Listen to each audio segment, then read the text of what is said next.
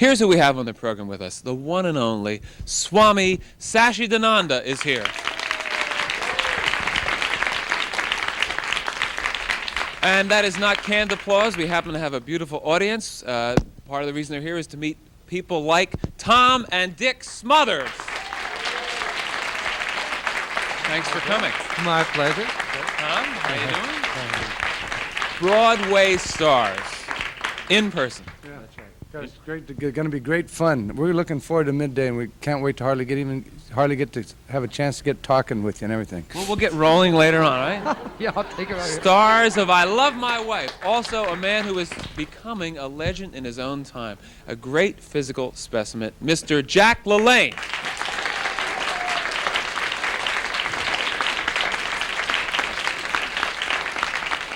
That's how I get my exercise, bowing. Doesn't Bill look good? You know why? He just lost 120 pounds. He divorced his wife. No. Oh! Have you ever used that kidding. line before? No. We'll see you later on in the program, Thank okay? you. Thank you for letting me be here. Thank you for We're going to not knocking help me you all over. when feel you better came and out. look better. Thank you. Okay, good. Plus the author of the Good Years catalog, Mr. Leonard Beagle. Leonard, come on out and say hello.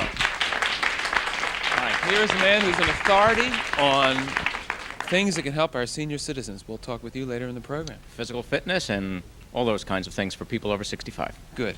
All this happening, we'll meet Satchidananda, so stay with us. Thank you.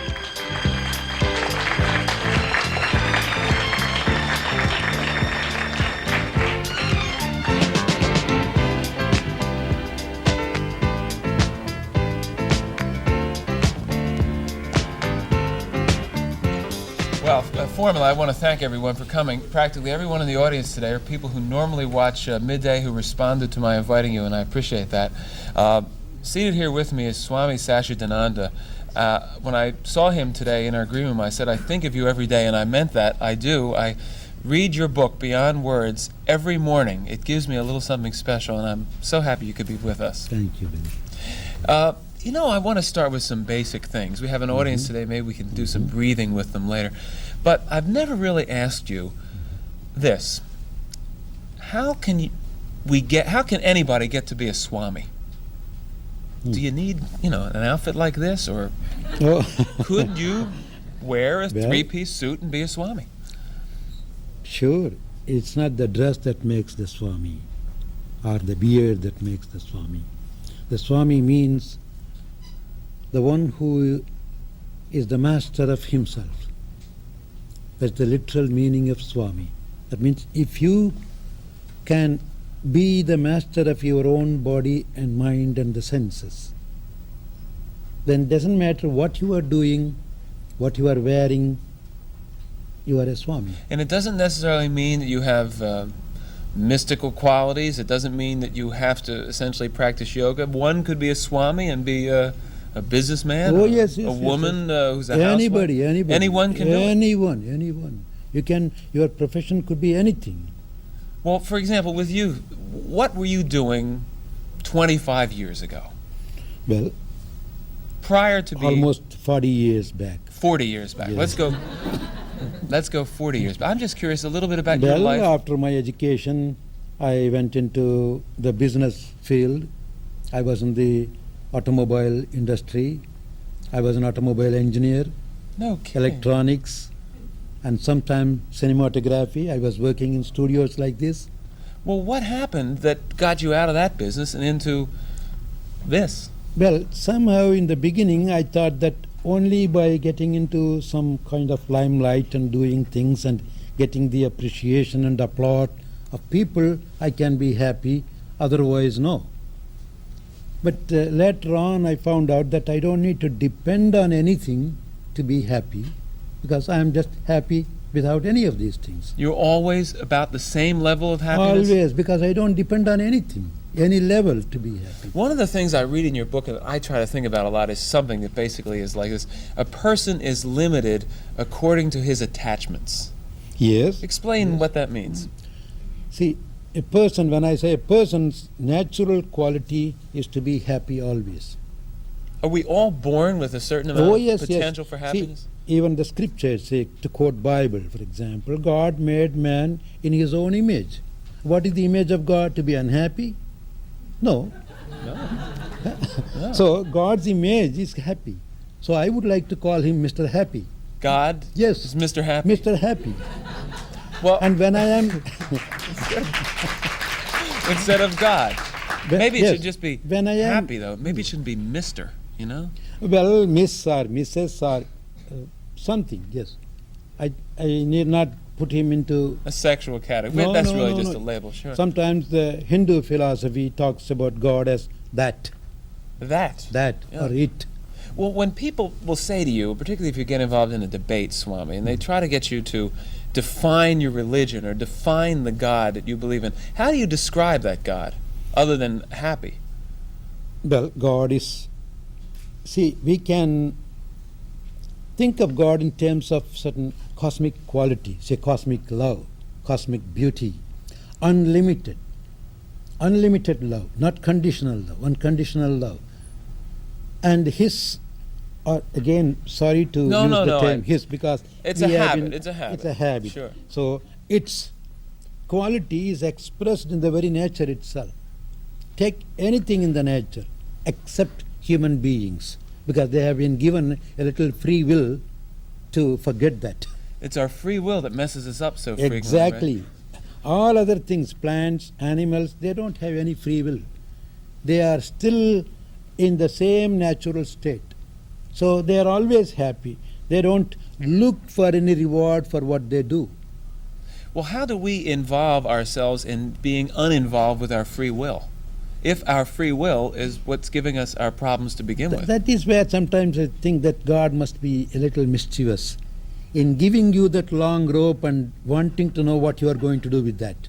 That's why even when he created Adam, he told Adam clearly, Adam, I have made you in my own image, but I am giving you some free will to do whatever you want.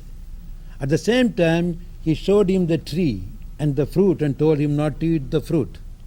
It's like your son. You take your son, open the refrigerator and show him the candy inside and tell your son, Don't son, eat. No, don't don't eat. Sure. Eh? It's like Mayor Koch said. Yes. If you tell somebody to think about not to think about elephants, they think about elephants. That's a quote from our mayor of New York. He actually said that. So, Along the way to becoming a Swami, right? What were the most difficult things for you to give up about yourself? Because I'm sure you must have gone through enormous changes. well, in the beginning, as I said, I was attached to things, thinking that I will be happy only by having it. Did you have a sports car, for example? Yes, in a way. No. 3-speed. Yes, Yeah. yes. So you had to give that up, sort of? I had to give that up.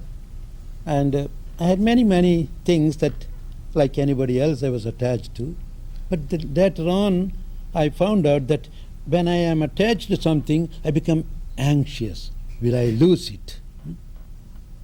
Or will somebody touch it and spoil it? But how can, I understand that, and this still bothers me. How can we have goals? How can we try to achieve, whether it's like Peter Max is with us in the audience today, try to be an artist, to try to be successful, or an athlete, or the Smothers Brothers to try to do well, and I Love My Wife, or Jack LaLanne to have a... How can we achieve what we want to achieve without being attached to it? Okay, what is the final achievement, even behind all these achievements? What do you want to be by achieving? Happy. That's what. That's So, right. This is true. so that I say you have it already, even without all that. But I don't say that you should just sit dumb without doing anything to be happy. Do anything and everything, like a monoplay. You shuffle your own chord, you play it, and when you don't want it, close it. Same way you can play with all the things, but do not depend on them to be happy. The minute you become dependent, then you lose your happiness. That makes. Do you Yes. understand this? Makes sense to everybody? Good. Yeah. I'll tell you what. We'll take a break, and I know there's some questions in the audience, and we'll be back with questions right after this.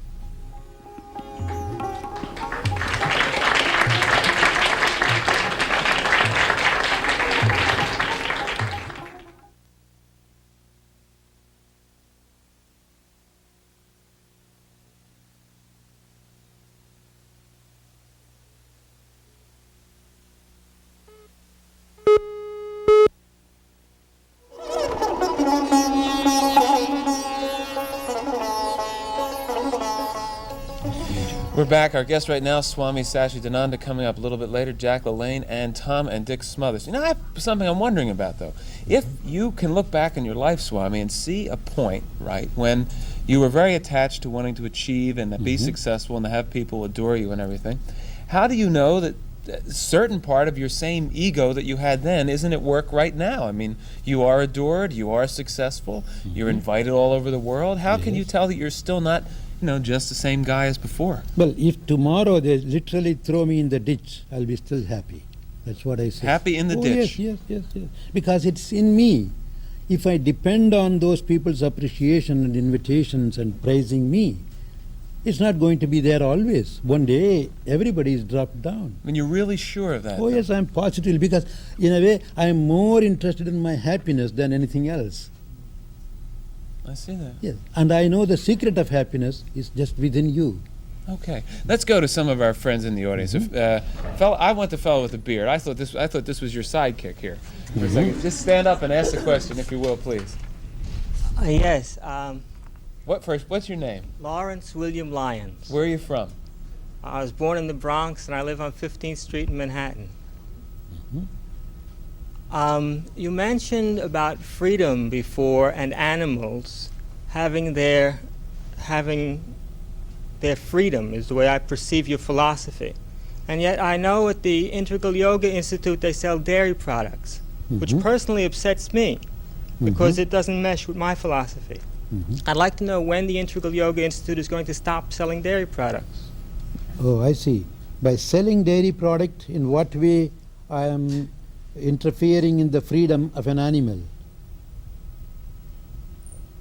You can answer that question if you meditate.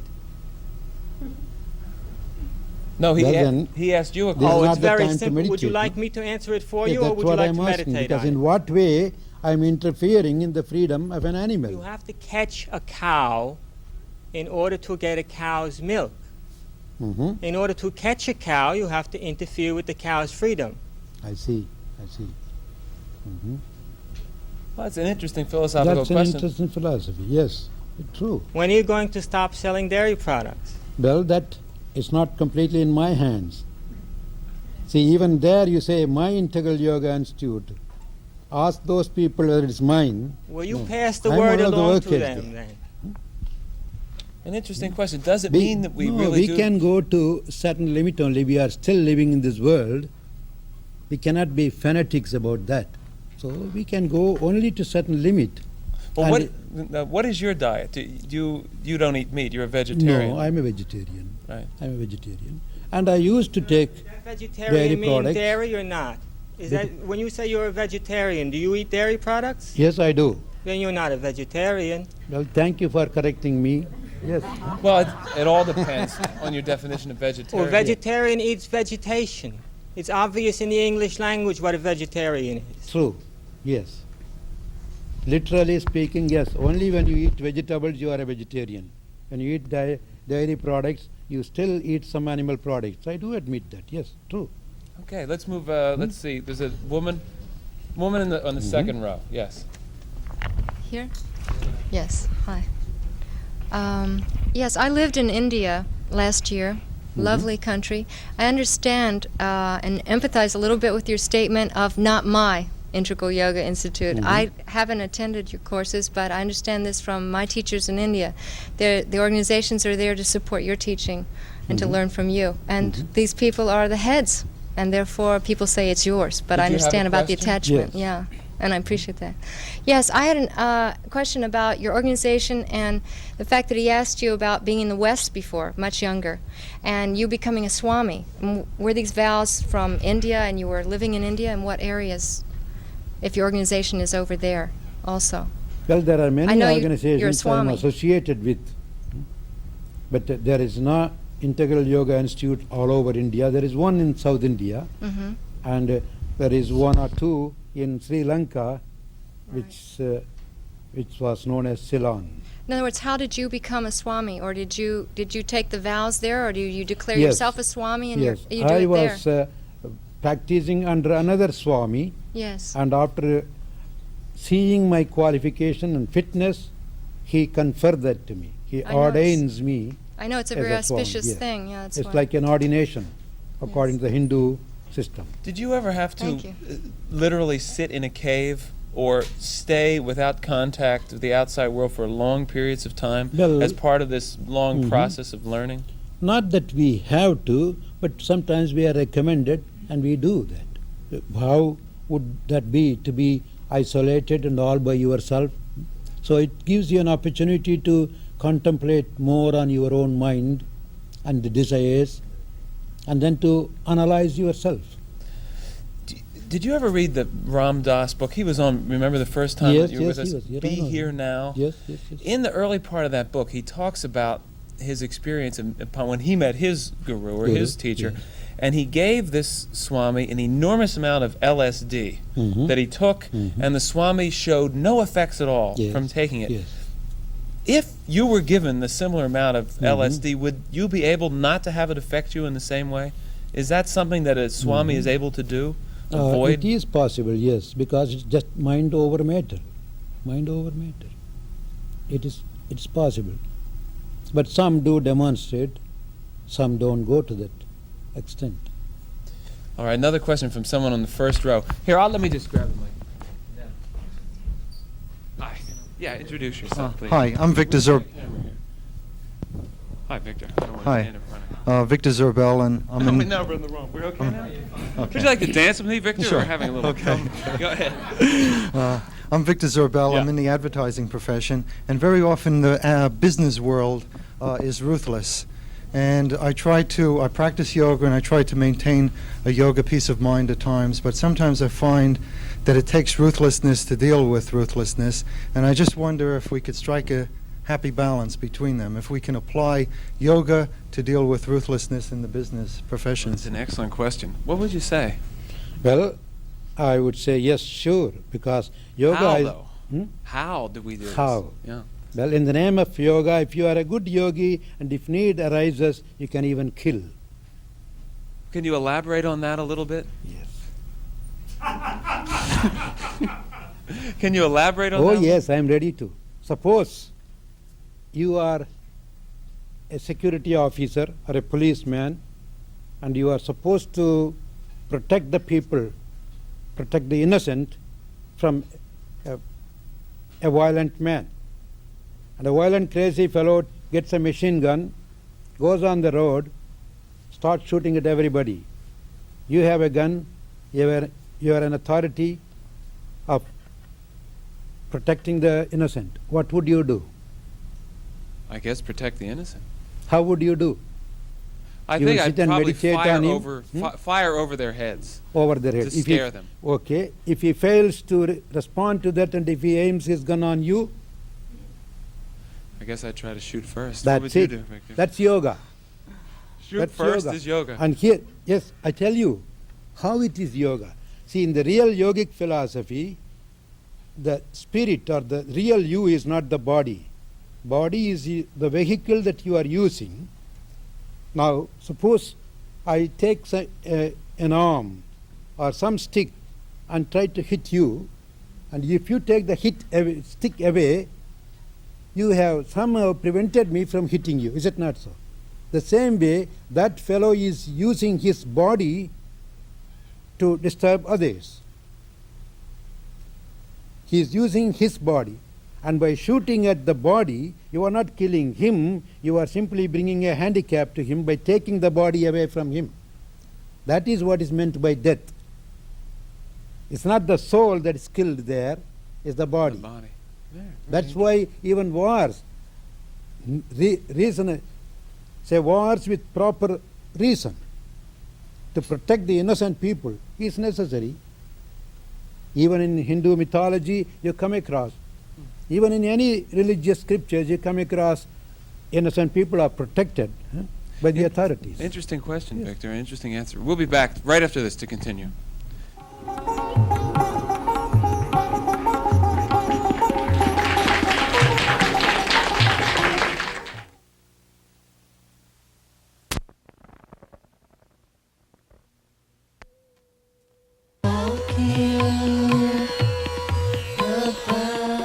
Swami Satchidananda is our guest, and we want to take some more questions from the audience. But in your book, Beyond Words, you write about your belief in the thought force. Yes. Explain what you mean by that the single most powerful thing is a thought and nothing more. It's because every action has its origin with a thought. First you think. Man is a thinking being. As you think, so you become. If you think you are sick, you can fall sick. If you think you are healthy, you can become healthy. Mind over matter, as Do you I said earlier. basically believe in what we come to refer to as psychosomatic illness? It is, yes. People make Yes, themselves yes, sick it's frequently? Mostly. Most of the troubles are psychosomatic. So that if you make yourself sick for some reasons, you Yes. can cure yourself Now for the same reasons.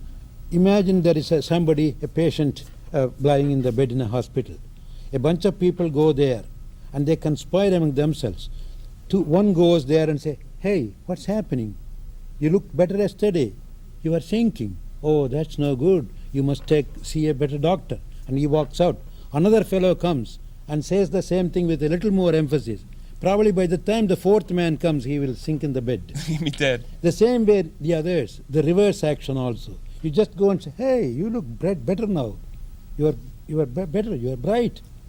You must be taking good remedies. Some doctor must be really doing some miracle with you." Go again, another person, he will probably get out of the bed and walk out. Yeah. Oh, There's yes. the power of positive Yes, thought. positive Absolutely. thinking. Where was the question we had? Right here? I'm going to come down and talk to Peter Max in a second. Yeah. This is Susie Chaffee's mother in the audience. Stand up, please. I'd like to know what the Swami thinks of all the emphasis on physical fitness and cardiovascular exercises and the joggers you see all over, and whether you've integrated this into your program at all. Mm-hmm. It's a beautiful question. Yes, we don't really deny anything. We integrate. There are a lot of good joggers in the ashram, but they took part in the Boston Marathon also last time.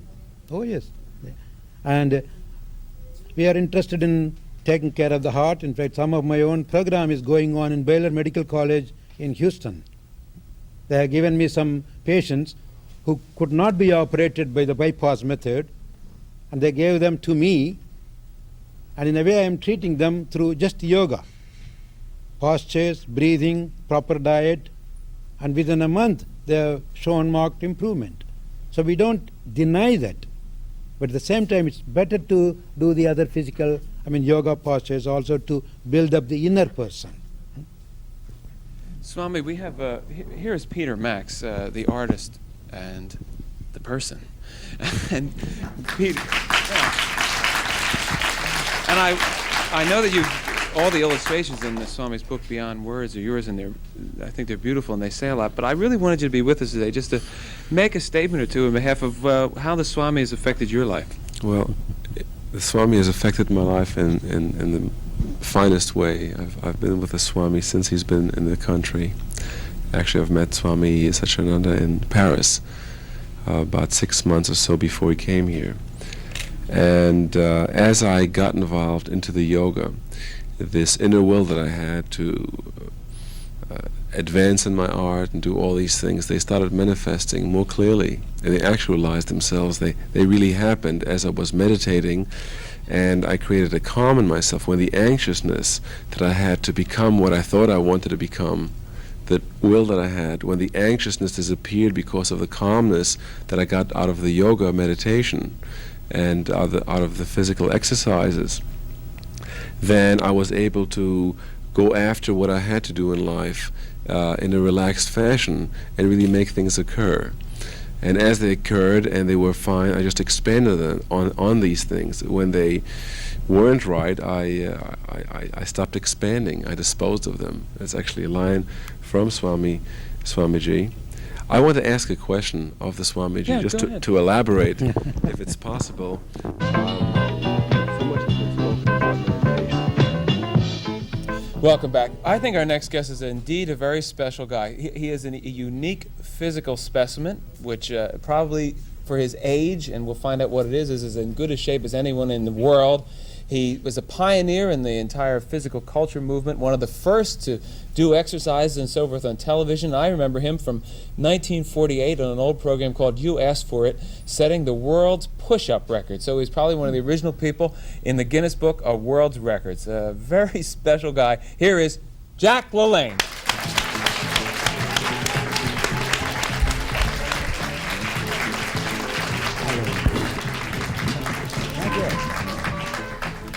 Jack, the way I figure it, you and the Swami are both in great shape for men your age.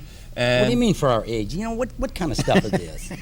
What does age have to do with it? You tell me, what is age? Age is strictly something in your mind, you know, nothing. That's If you think old, you're old. You think young, you're young. You have to work at living. You got to work at anything you do. You have to put out energy. No energy put out, you get nothing back. That is exactly You know my why I theory. do say that, though? Because you are noted for doing something special on your birthday each That's year. right. Just to prove to the average American that one doesn't have to become decrepit and sit in a wheelchair. That as one gets advanced, you know, along in years, you get more calendar years, you can actually improve if one does something about it. See, I work at living. Most people work at dying. And that's my philosophy. I'm trying to get the average American to spend more energy and more time and effort in living. Well, what's your program like? How does it work? I'd be curious to compare your physical routine to the Swami's, just because I think there'd be an interesting comparison there. See, the number one thing in my life, my whole philosophy is exercise. I'm a great believer in use or lose. And I believe to work in this body to complete muscle failure daily. I usually at home, I'm in the gym at 4 o'clock in the morning. I lift very heavy weights. I work out with the weights for an hour and a half. I run for a half hour and swim a half hour. This is my daily routine, 7 days a week. Unless why I'm do you training start for at one 4 of in my the morning, Jack? Number one, for discipline's sake. For one to get out of bed, you know, maybe you haven't had too much sleep, and to get out of bed, maybe it's a cold morning or whatever, it takes a lot of discipline. And I believe that we are only as good as our discipline. Without pride, without discipline, one doesn't have much in life. And so getting my behind out of bed at 4 o'clock in the morning when I don't feel like it, that is strengthening my discipline, believe me. All right, let me just shift to the Swami for a second. He was totally agreeing with what you were saying. I am in total agreement. What time do you get up? Well, I get up 4 o'clock. Well, I get up at 3 o'clock. I just want you folks to know it. I'm up there at 3 o'clock in the morning. And then he goes These home. guys are still sleeping when I get out of bed. Yeah, then I go home. That's a good line. No, like I said, see, I don't expect people to lead a Spartan existence like I do, because I like to prove to people who follow the Jack LaLanne's philosophy that it does work. And if it doesn't work for Jack LaLanne, how's it going to work for you, my students? There's no way. If I lie to me, I'll lie to you. So the only thing that I've really got going for me is honesty, truth, and integrity, nothing else. And that's what I try to do with all the people that belong to our spas and work for our spas, to tell the people the truth. The truth is, if one doesn't exercise, if one doesn't eat properly, and if one doesn't think right, what have you got in life? As I said before, you have to work at living. Now look, do you have a dog? Well, no. All right. Most of the people in the audience, you have dogs. Would you get your dog up in the morning and give him a cup of coffee, a cigarette, and a donut? Yeah! All right. Now, that dog, the Humane Society would get you. They'd throw you in jail, and you'd kill that dog. Now, see, No, you would be working the dog at dying. Jack, I tried, but it refuses to smoke. Okay. That's good. But see, that's what I'm trying to say. The average American gets up in the morning, they'll have a cigarette and a cup of coffee and a donut, and then for lunch maybe they'll have a couple of martinis and they'll have a hamburger or a hot dog or some lousy junk food, and then more booze at night, more cigarettes and ice cream and cakes and pie. And they can't understand why they got arthritis and rheumatism and they're constipated and they lose their sex drive and they're old before their time. They've worked at dying, see? And I just like to turn it around. That's why I like to do a little exercise and eat right, work at living. That's good. Oh, boy, you are really a dynamite. That's terrific, Jack. Well, That's it's just the truth, that's all. It's the truth. It really is the truth. Now, what about, in terms of the fact you both get up real early in the morning, why do you arise at 4 o'clock in the morning, Swami? Well, that's the peaceful time to sit and meditate, to calm the mind, to send out nice thoughts for the benefit of the humanity. I don't pray for myself when I meditate. You don't pray for yourself? When I meditate, I say, let all the people be happy. Well, let there be peace all over. What about exercise? Now, we know that I Jack do. lifts weights and swims and runs. Do you do any? What do you do? I jog a little, and then I do the yoga postures and the breathing. It's not a heavy exercise, because I somehow feel, I don't know how Jack will think of it. Suppose when I do continuously for a few months or years, and if I stop it, will it affect me according to his practice? That's a typical question that people want to know, I think. Because yeah. in mine, it won't. All right.